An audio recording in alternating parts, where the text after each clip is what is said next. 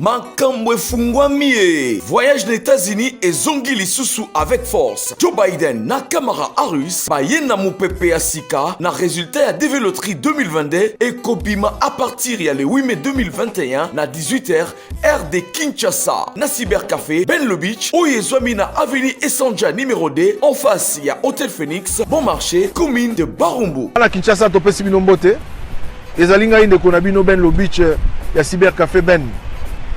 Nazali ko lancer message oyo depuis États-Unis sika nazali pour na ko rappeler na bandeko nyonso ba participer na programme ya DV Loterie 2022 oyo betamaki na mois d'octobre ya 2020 ki ba résultat na yango ezali kobima le 8 mai ovandaka na poto na Belgique na France otika bana na Kinshasa mwasi azali na Kinshasa oza na posa aya na États-Unis contactez biso na ba numéro ezali wana na se toko sunga yo po ete mwasi na yo to bana na yo baya na États-Unis ko gagner DV Loterie oyo ezobima soki oza na mbongo te ya ko voyager pe ba démarche na akei na yo na mboka ya États-Unis d'Amérique nyonso ekozala prise en charge na Cybercafé Ben Le Beach ozalaka na poto na France, Belgique, Afrique du Sud pe na États-Unis d'Amérique otika mwana na Congo otika mwasi pe bandeko na yo na mboka RDC ozana posa bakoma na mboka ya Oncle Sam na États-Unis d'Amérique tala occasion yangoyo à ne pas rater avec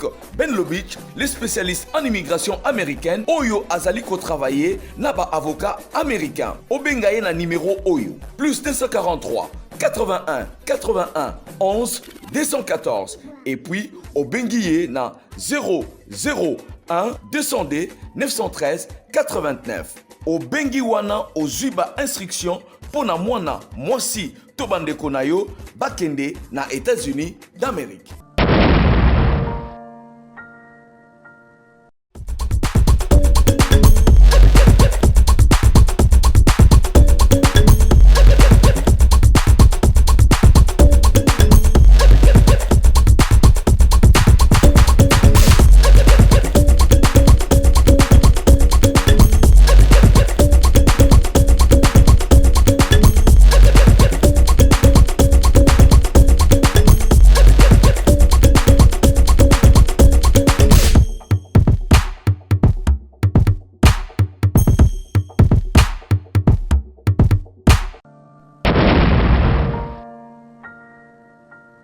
Nabino cher fidèle abonné à Télé Tchangou Boy Malamu na chaîne Nabino oyo kutanisaka biso chaque fois que actualité eza na kati ya mboka toza en direct ya Kinshasa précisément dans hôtel Béatitude Wapesika société civile ya République démocratique du Congo ayeko tenir point de presse boyebi ba sujet oyo eza ko loba matro na kati ya mboka na biso oyo eza ko ningisa pe population toyebi sujet ya état de siège aux acquis décrété par le président de la République Félix Antoine Tshisekedi Tshilombo pour mettre fin à génocide na parti oyo ya mboka botala ndenge bandeko na biso bazokufa mikolo na mikolo alors bandeko ya société civile bazwi yango occasion ya malamu mpona kolobela sujet wana kaka bandeko yango balobeli mpe likambo etali investiture ya gouvernement toyebi bien gouvernement sama déjà koti na musala déjà zosala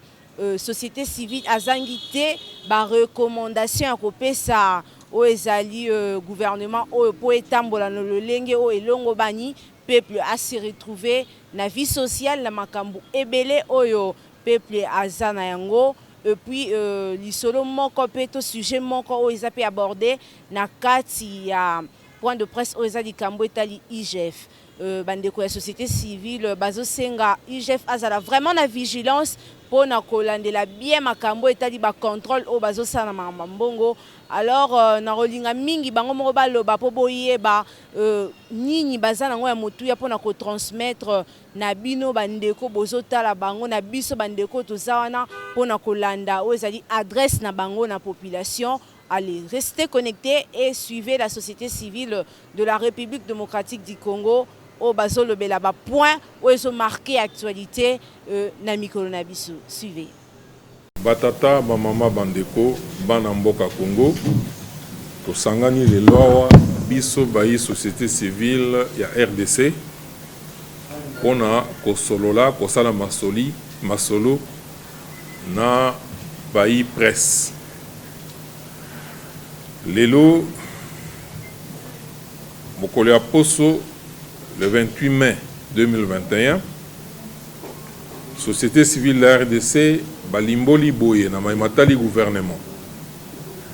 Toza nesengo na lolenge kobanda musalo yo tosalaki ya kosenga suka ya coalition FCC cash pe elandamaki na consultation ya président de la République pe asilaki ko nommé informateur simanango premier ministre ou asilaki ko sala gouvernement to sepeli mingi na gouvernement oyo ekoti ya ndeko Sama Lukonde pe topesi mokako swa kasi na bolandi programme oyo gouvernement salaki eza kitoko pe eza na maye ebele oyo esengeli basala kasi tosengi bango na mukuse soki bakoki kotemela makasi makambo etali est la République démocratique du Congo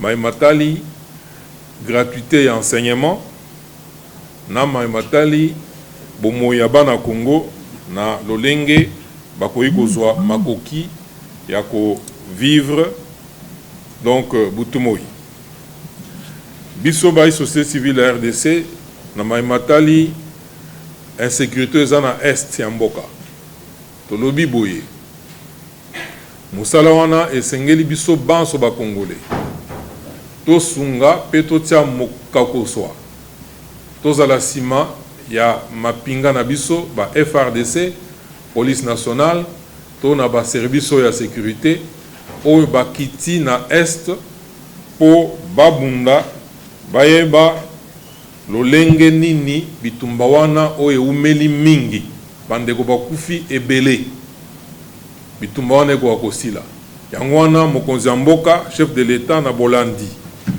article 85 ya constitution na biso asilaki kozwa to kotia état de siège wana elingi koloba a nommé ba gouverneur bato ya mapinga pe ba vice gouverneur na justice ekosala mobile na justice militaire tosengi population andima kosunga bango biso bana Congo mobimba tozala sima na bango po bitumba wana esengeli biso nanu bana mboka nde toyeba kosilisa yango na maimatali IGF tosepeli mingi na musala IGF azalaki kosala kasi tosengi boye toyiki nungu bipai na bipai ba inspecteur mususu na kati ya IGF bakomi kokende nzinga ya ba société ya minene oyo eza na kati ya mboka oyo bakomi kozala lokola ba conseiller na bango kolakisa bango motindo nini basala po bakokweya tango contrôle ya solo ekoya na ba société wana tosengi na IGF bakambi ya IGF batala malamu basosola malamu na kati ya ba inspecteur ya bango to basali ya bango bayeba kolongola bambuma mabe wana tutali pe tokani batu nyonso oyo bazwa misolo ya leta oyo nyonso bayiba oyo basala ke ekonomi ya mboka lelo oyo ezala susu na maboko ya Congo ya bakongole te ezala kosunga obele bapaya batu nyonso oyo bateka nkita ya Congo à travers ba contrat minier ya lokuta pe ya mabe tosengi na gouvernement toyokaki pamba te toyokaki ete gouvernement bakomi kolandela baye basala ba contrat na ba chinois ba contrat ya mabe oyo etikaka eloko ata moko te na mboka oyo biso mpe tokotelemela démarche wana po misolo to nkita oyo etali mboka ya na biso eba kosalisa bana Congo. Je suis Nora Bintola de la radio Centrale FM et correspondante de la télévision Michapi Voice TV à Goma. J'ai suivi avec attention l'adresse du cordon par rapport à l'état des sièges et aussi toutes ces révélations par rapport au travail qu'a bat l'IGF. Cordon, j'aimerais savoir d'où est-ce que la société civile tire toutes ces révélations, et aussi ne pensez-vous pas que les membres de l'IGF doivent être poursuivis par la justice par rapport à ces bifacialismes qui est en train d'être observé? Ne pensez-vous pas que ces gens de l'IGF doivent être poursuivis par la justice? La justice doit faire son travail, et l'IGF qui commence déjà à faire des bavures, ne pensez-vous pas que c'est en train d'entraver à leur réputation? Est-ce que le peuple congolais aura encore une confiance envers ces services? Cordon Christopher, j'ai eu à réaliser avec vous quelques interviews où vous avez prédit un certain nombre de choses qui se sont réalisées ou se réalisent encore aujourd'hui. Je donne quelques exemples. En 2019, vous avez dit que le peuple ne pardonnera pas en fait aux membres du gouvernement qui vont essayer d'empêcher le président de la République d'apporter des solutions aux problèmes du peuple. Et il n'y a pas longtemps, vous avez aussi prédit la fin de la coalition FCC-CACH. Ce sont des choses qui se sont réalisées. Aujourd'hui, je ne vous fais pas un prophète, mais j'ai dit, maintenant là, vous prédisez encore quoi? Parce que beaucoup de choses que vous avez dit se sont réalisées. Maintenant, c'est quoi votre message par rapport à ces gouvernements que vous avez salués, l'arrivée, et comment vous entrevoyez l'avenir? Est-ce que c'est dans les bons ou vous allez encore prédire des choses qui vont arriver pour que ça marche? Dans l'habitude de la société civile, généralement, quand il y a des faits, la société civile saisit cette occasion pour déplorer les choses. Mais nous n'avons pas senti la société civile quand le bureau de l'Assemblée nationale a été installé. Le président de l'Assemblée nationale, le nouveau président, a pris du courage pour dénoncer ses collègues concernant la guerre et la situation à l'Est. Et le vice-président de l'Assemblée nationale est revenu pour appuyer la thèse. Mais la société civile n'a pas donné sa position, et pourtant c'est un problème très important aujourd'hui. Nous sommes arrivés à l'état de siège. Alors, pourquoi c'est cela de la part de la société civile? Et de deux, concernant toujours la guerre à l'Est, est-ce que, comme la société civile souvent est écoutée par les autorités, souvent comme vient de dire Lucien, si la société civile se prononce, généralement, les autorités abondent dans le même sens. Est-ce que la société civile ne peut pas proposer au chef de l'État, sachant que la guerre à l'Est, c'est d'abord économique? Le chef de l'État ne peut pas ouvrir une brèche diplomatique pour convaincre les puissances et pour que cette action s'exprime normalement concernant l'état de siège. Et concernant toujours la guerre à l'Est, puisque nous attendons également l'intervention du Rwanda. Et si c'est vrai, je ne sais pas, est-ce que la fois passée, le Rwanda est intervenu, il n'y a pas eu de cause. Et est-ce que c'est normal qu'on puisse s'appuyer sur ces Rwandais-là? Est-ce que nous aurions gain de cause? Merci. Monsieur le Cordon, j'insiste, il y a des allégations que je trouve graves, qui font cas de votre rapprochement avec les chefs de l'État, qui serait votre grand ami et qui activerait la nouvelle société civile. C'est-à-dire, vous avez des financements de la présidence. C'est votre frère du Kassai. Je ne sais pas. Je viens poser la question que l'on nous pose. Parce que l'on sait qu'il vous a nommé quelque part. N'est-ce pas? Alors, Monsieur le Président, en cordon, dites-nous, êtes-vous nos amis, nos frères? Avez-vous un financement de la présidence pour que l'on ne vienne pas vous juger comme l'IGF, hein, finalement? Deuxième préoccupation, hier, votre poste a circulé sur les toiles, sur le syllabus, la gratuité, que vous, finalement, on voit que vous soutenez tout ce que le chef de l'État dit, mais il se fait que c'est seulement hier au Conseil de ministres que le chef de l'État a demandé qu'on mobilise des fonds quant à ces. C'est-à-dire que c'est quelque chose qui lui est venu sans pour autant qu'il ait un financement quelque part ou qu'il y ait une enveloppe. Alors, devions-nous continuer de mobilisation en mobilisation au lieu de faire des choses en amont? Monsieur Le Cordon, vous avez suivi avec moi aujourd'hui sur RFI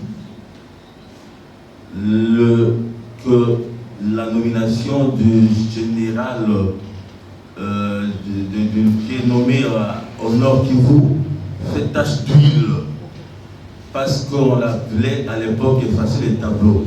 Finalement, après vérification, les deux sont venus deux anciens groupes rebelles. Monsieur Le Cordon, cette nomination ne va-t-elle pas nous apporter encore d'autres questions plus complexes dans l'avenir? Disons ceci,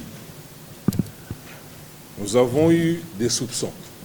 Parce que vous savez, la société civile de la RDC est disséminée dans la société. Nous avons des acteurs à plusieurs niveaux. Dans la population, au sein même de l'IGF, au sein des sociétés, des entreprises, et des informations font état de l'existence de certains agents véreux. Oui, nous avons tiré la sonnette d'alarme. Nous avons lancé l'alerte pour que l'IGF puisse mener ses propres investigations. La haute autorité puisse mener ses propres investigations parce que l'IGF est censé connaître, nous sommes dans une matière très sensible, l'emploi du temps de tous ces agents, ceux qui ont des ordres de mission, la durée de ces missions. Quand ils terminent ces missions, ils doivent revenir, il y a un délai pour faire rapport et ils sont déchargés de ces dossiers. Il y en a qui commencent à élire domicile dans des sociétés, des missions qui ne se terminent plus. Et vous savez, lorsque une mission dure dans le temps, il y a la familiarité qui s'installe. Et derrière la familiarité, tout peut advenir. Et c'est à ce moment-là que nous disons, la confiance n'exclut pas le contrôle. Et nous exerçons notre rôle, notre devoir de contrôle. Et surtout qu'il y a des indices, nous disons que l'IGF ouvre l'œil. Voilà. Mais dire que nous allons nous porter en justice contre l'IGF, non, les faits ne sont pas encore révélés. Mais dès que nous continuons les investigations, dès que les faits seraient avérés, même l'IGF a l'obligation de traduire après enquête les agents qui se trouveraient en train de perpétrer de telles pratiques. Il a l'obligation de les traduire en justice. Et nous, rassurez-vous, si jamais nous tombons sur de tels agents, nous ne manquerons pas de les traîner devant la justice. Deuxième intervention, Lucien de Tempête des Tropiques, qui reconnaît en la personne du coordonnateur général des qualités prémonitoires. Souvent, dit-il, ce que vous dites se réalise. Alors, en résumé, en bref, comment voyez-vous l'avenir? Que prédisez-vous pour l'avenir? Merci beaucoup de la question. Je voudrais ici préciser que je ne suis pas un devin. Cela procède au travail de l'ensemble de la société civile de la RDC. Et c'est un travail assidu, un travail de fond et qui nous permet, nous référant au passé, comme nous l'avons toujours dit, comme outil de connaissance, nous référant au présent comme instance de vérité, nous permet de projeter l'avenir et puis de corriger là où il faut. C'est ce principe-là qui nous permet d'analyser, d'étudier. Et nous évoluons notre démarche, c'est une démarche prospective. Nous sommes en prospective permanente. C'est ce qui nous permet de supputer l'avenir, de déceler les tendances et de les étudier. Et fort de ça, d'articuler des actions que nous menons pour concourir à des objectifs arrêtés. C'est ça le secret. Il n'y a pas un autre secret. Et nous ne sommes pas devins. Nous savons d'où nous venons. Nous savons ce que représente ce pays aujourd'hui, les difficultés auxquelles nous sommes confrontés, et nous savons également où nous voulons aller. Et c'est pourquoi notre rôle est de conditionner le peuple congolais en tant que souverain primaire, acteur principal, à intervenir quand il le faut pour orienter les choses dans la direction qui puisse lui apporter le bonheur et le bien-être. Et cela passe par les institutions de l'État. Parce que la mission principale de l'État, c'est d'apporter le bonheur au peuple, qui en est, dont il est l'émanation. Et lorsque l'État est bloqué, il impose toujours à la société civile de revenir à la charge pour voir à quel niveau l'État serait bloqué et quel mécanisme opérer pour le sortir de ce blocage.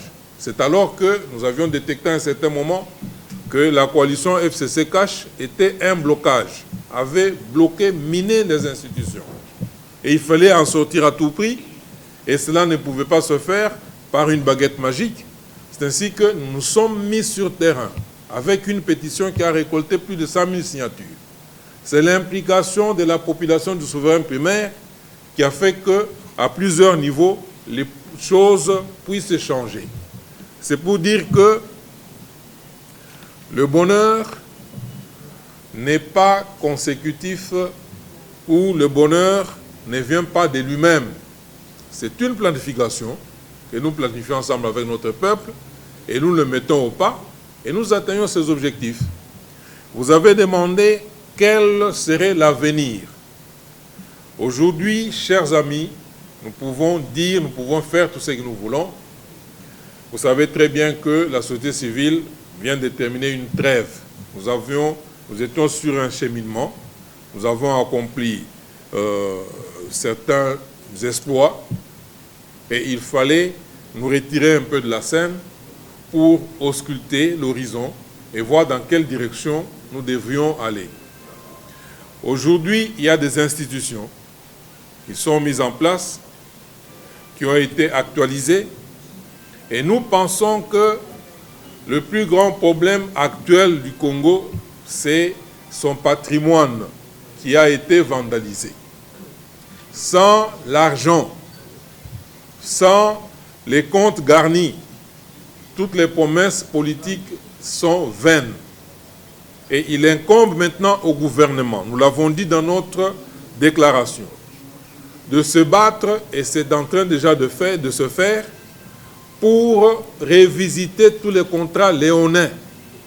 Parce qu'aujourd'hui, la GECAMIN, qui jouait un rôle principal dans le financement du budget de la RDC, ce rôle-là, avec tout ce qu'il y a eu comme augmentation du prix des minéraux, mais tout cela fait le bonheur des multinationales, donc d'autres peuples.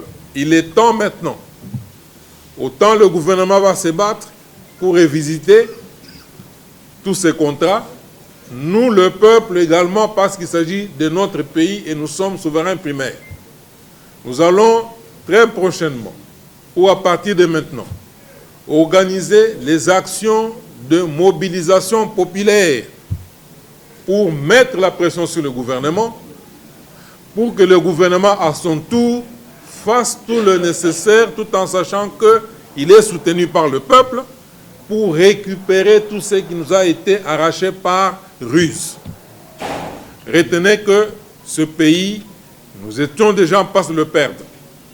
Mais aujourd'hui, nous sommes dans une phase où nous pouvons voir l'horizon, mais il faut reconquérir tous nos droits. Et cela, c'est avec le peuple, ce n'est pas dans la passivité que nous l'aurons. La guerre de l'Est a duré plus de 20 ans et a entraîné des milliers de morts. Au-delà même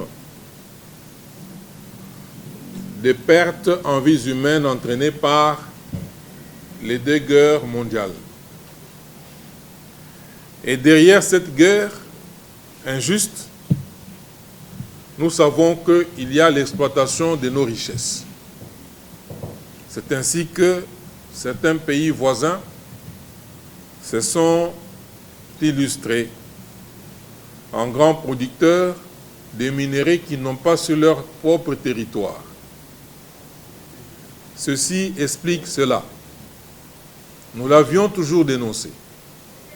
Mais la difficulté s'est posée à un niveau très élevé. En ce sens que, après étude, nous avons fini par conclure que la vipère était au salon. Donc nous vivions dans notre salon avec la vipère. Et il fallait étudier les mécanismes pour la battre ou la pousser à sortir. Et cela est une stratégie très complexe. Dieu merci, elle est en train de s'exécuter. Il fallait passer par les institutions qui elles-mêmes étaient complètement minées de l'intérieur. Notre armée, n'en parlons pas. Et cela a fait que tout ce qui a été tenté, les grandes opérations, Kimia 1, Kimia 2, à Manileo, et ainsi de suite, tout a été voué à l'échec, tout simplement parce que nous étions infiltrés sur le plan politique, sur le plan militaire, nos services de renseignement, et il était très difficile qu'on en sorte. Mais il fallait commencer quelque part. Et ce travail devait être accompagné par la population, dans la patience bien sûr, et c'est ainsi que l'essentiel est en train de se faire aujourd'hui. Mais il ne faudrait pas que nous restions distraits. Pourquoi? Parce que, nous l'avons souligné ici, que depuis l'accession de notre pays à l'indépendance, nous n'avons jamais eu la liberté d'exercer politiquement ou l'indépendance économique. Pourtant, c'est ces 2 éléments qui peuvent permettre au pays de se retrouver ou de jouer un rôle important dans le concert des nations. Ça nous a toujours manqué et ça fait partie des grandes assignations, des grandes missions que le gouvernement a aujourd'hui, que le président de la République a et que le peuple congolais, dans son rôle de souverain primaire, doit accompagner. Et c'est alors que nous terminerons cette guerre à l'Est, qui n'a que trop duré. Mais si nous restons au point où nous voulons terminer la guerre, on y engage des acteurs qui sont susceptibles de jouer un rôle et d'y mettre fin, mais en même temps, au sein de nous-mêmes, il y a des personnes qui continuent à être instrumentalisées, qui étalent des récriminations et qui nous tirent par le bas. Alors nous ne terminerons pas la guerre.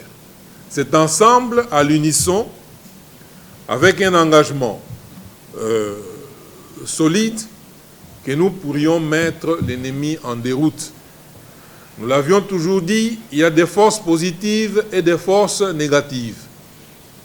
Il y a des Congolais qui ont pris les armes juste pour protéger leur contrée, leurs milliers d'existences, parmi les Maï-Maï. Il y a d'autres qui sont instrumentalisés ou venus des pays étrangers. Il fallait faire un distinguo et savoir quelles sont les forces que le gouvernement ou les forces armées peuvent ou pouvaient utiliser comme supplétifs sur terrain parce que concourant au même objectif. Aujourd'hui, nous pouvons vous dire que l'espoir est permis, soutenons notre armée et évitons de sombrer dans la distraction ou de nous faire manipuler pour faire retarder les choses. Le président de la République, M. Félix Antoine Tshisekedi Tshilombo, n'est pas tombé du ciel.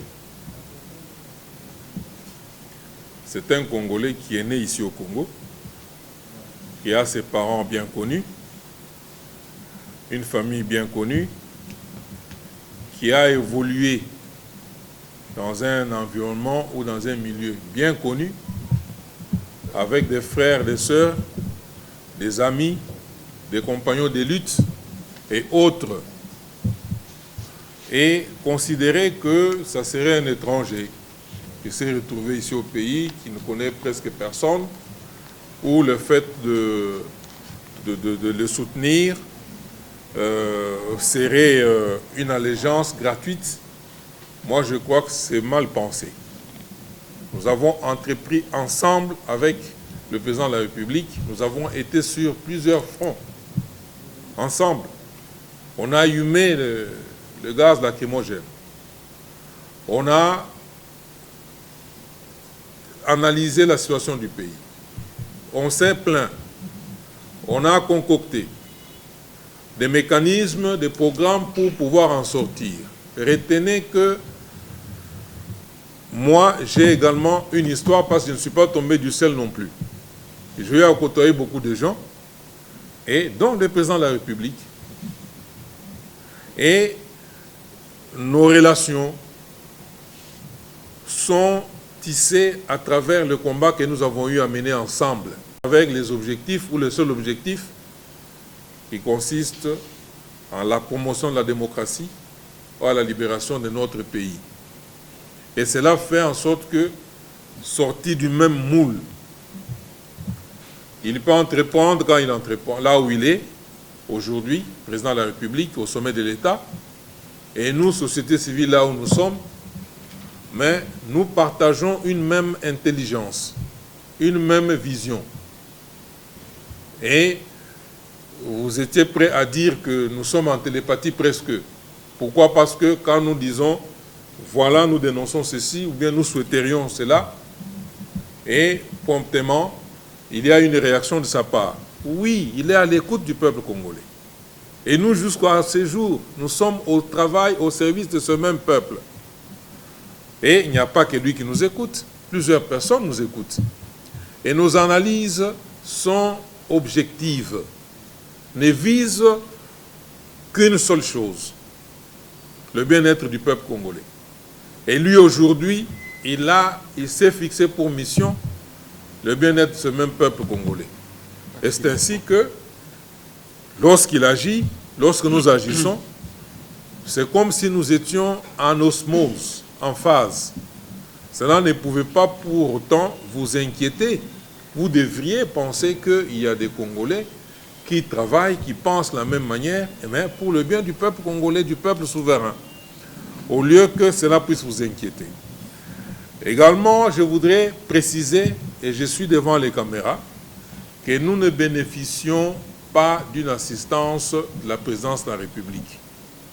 Les actions que nous avons menées et que nous continuons à mener en tant que société civile de la RDC, vous le savez très bien, vous pouvez mener vos enquêtes, nous les menons sur fonds propres. Ceux qui sont ici ont le courage de cotiser. Chaque fois que nous entrevoyons une action, ils mettent à disposition leurs moyens, leur temps et leur engagement. C'est ainsi que sur terrain, nous descendons avec des équipes sans être payés, sans être financés, mais nous accomplissons le travail pour l'intérêt supérieur de notre peuple. Et nous ne sommes pas financés jusqu'à ce jour par le président de la République. Oui, j'ai été nommé par ordonnance, bien sûr, présidentielle, au comité de gestion du Fonds de solidarité contre Covid-19. Qui sont membres? Ce comité où cette structure a deux organes, le comité consultatif et le comité de gestion. Il fallait trouver des hommes intègres, des personnes intègres, qui ont été nommés au conseil, au comité consultatif. Ce sont des évêques, avec le cardinal Ambongo en tête, le docteur professeur Bukundo de l'ECC, le seconde, et nous avons au comité de gestion le révérend Dominique Moukanya, qui est de l'ECC, qui est coordonnateur. Son adjoint, c'est le professeur, docteur Moulongo, qui est de l'Église catholique. C'est pour vous dire que c'est un milieu très sain. Et le fait de me retrouver à ce niveau n'est pas un cadeau, c'est un service. C'est un sacrifice. Pourquoi? Parce que, ayant mérité de cette nomination, dans un milieu très sain, je suis tenu à ne pas faire n'importe quoi. Pour l'honneur de celui qui a nommé, pour l'honneur de tous ceux qui travaillent à ce stade, c'est ainsi que je peux dire, sans me gêner, que j'ai mérité de cette nomination. Et jusqu'aujourd'hui, la structure elle-même, le comité de gestion du Fonds de solidarité, n'a pas déçu. Et vous voyez comment elle se déploie pour pouvoir travailler, peut-être même sans moyens, parce qu'il était dit que la population devait cotiser, contribuer. Mais avec le peu que nous recevons, nous nous attelons à le disponibiliser et auprès de ceux qui en ont besoin, les institutions médicales et autres. Vous avez posé une question sur les généraux à l'ex de la RDC. Ça, c'est Alain Oka. Non, Jacques toujours. Oui. Les généraux qui ont été nommés... Et aussi sur la gratuité des syllabus que le chef de l'État... Non, vous avez parlé de la gratuité des syllabus. Oui, je suis tombé comme tout le monde sur ce dossier, mais moi-même j'ai été étudiant.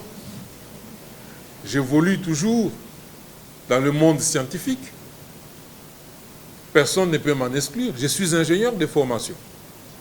J'ai des amis professeurs, j'ai des amis enseignants. Nous avons des syndicats des enseignants à la société civile. Nous avons des corporations. Nous avons des sociétés savantes à la société civile.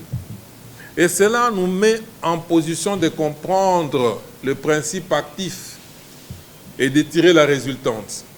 Là où l'arbitraire, où la malice veut s'incruster. Les syllabus ne sont que des supports. Ce sont des compilations de textes tirés des différents auteurs qui facilitent et le professeur et l'apprenant à mieux collaborer. Et le syllabus, rassurez-vous, c'est un support pédagogique.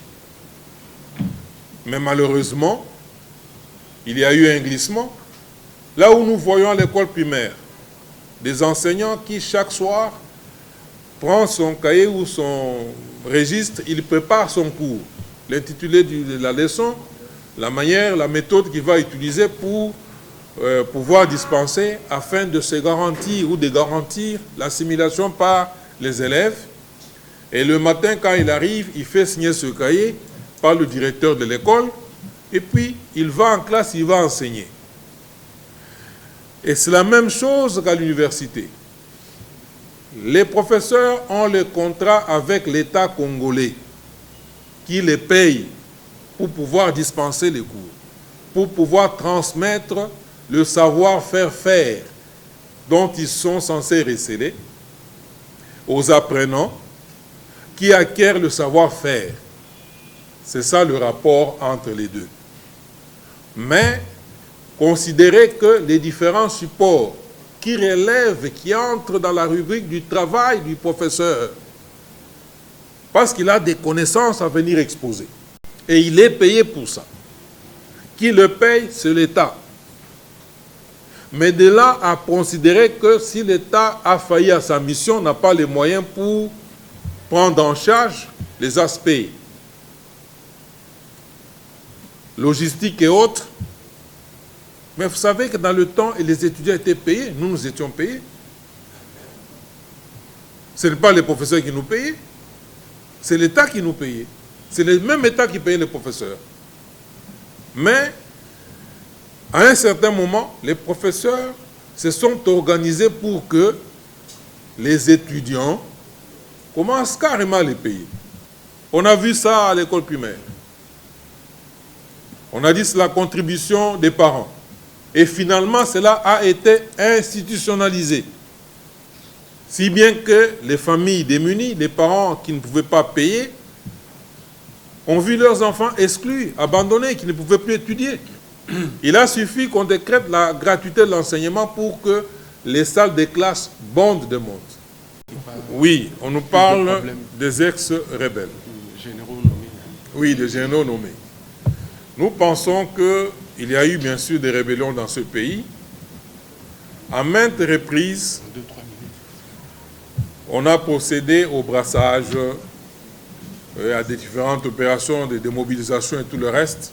L'objectif final était de réintégrer tous ces rebelles-là, soit dans les institutions, soit dans la vie civile. Et plus ou moins, on a réussi. Mais malheureusement, il y a des gens qui sont entrés dans nos institutions jusque pour les miner de l'intérieur. Parce que, en filigrane, ils avaient d'autres visées, d'autres missions. Mais il y a également des Congolais qui s'étaient battus pour des raisons bien définies et qui ont saisi l'opportunité pour regagner la maison. Et depuis lors, ils se sont comportés dignement et ont même gravi en grade ou en échelon, mérité. Et aujourd'hui que le pays est en proie à l'insécurité à l'Est qui n'a que trop duré. Et tout a été tenté, essayé. Vous savez très bien que nous avons la plus grande force des Nations Unies dans notre pays depuis des décennies. Et chaque jour, les Congolais sont morts et continuent à mourir. Et il faut mettre fin à cette situation. C'est ainsi que le président de la République, touché par cette situation invivable de nos populations à l'Est, a décidé de faire feu de tout bois. Alors aujourd'hui, vous allez nous dire, non, ce bois-là, il produit un peu de fumée, donc il ne faudrait pas qu'on puisse l'utiliser, et tout ça, finalement, il n'y aura pas de feu. Quand on dit feu de tout bois, c'est-à-dire, l'essentiel, c'est d'avoir un grand feu. Eh bien, à l'Est, il y aura un grand feu. Ces amis-là, dont les allégations ne sont pas avérées, vont accomplir leur mission à la grande satisfaction du peuple congolais. Je vous remercie. Makambo efungwami. Voyage aux États-Unis et zongi lisusu avec force. Joe Biden na Kamala Harris bayena mupepe ya sika na résultat ya DV Loterie 2022 et Kobima à partir ya le 8 mai 2021 na 18h heure de Kinshasa na Cybercafé Ben Le Beach oyezwami na avenue Essanja numéro 2 en face ya Hôtel Phoenix Bon Marché commune de Barumbu. Na Kinshasa topesi bino mbote ezali ngai ndeko na bino Ben Le Beach ya Cybercafé Ben.